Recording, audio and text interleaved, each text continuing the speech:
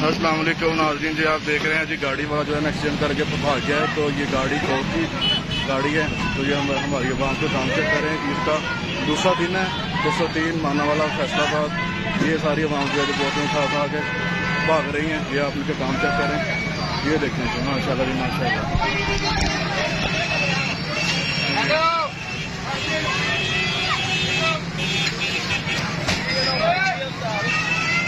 जी accident होया हुआ, गड्डी तोड़ गई है। ये देखें काम से करें इनके। ये गाड़ी है, ये जो एक्सीडेंट वाला तोड़ के भाग गया, ये हमारी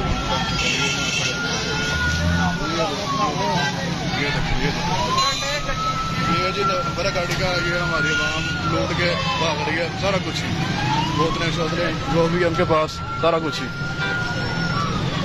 ये देखें कुछ नहीं, वो देख रहे कि हमारे चोट लगेगी, नुकसान होगा। ये देखिए काम क्या करें आप। औरतें भी साथ लगी हुई हैं, बच्चे बूढ़े सब साथ हैं इनके। ये देखें वाह जी वाह, मौज लगी है जी, मौज लगी है, वाह जी वाह। 203 माना वाला फैसलाबाद। ये देखें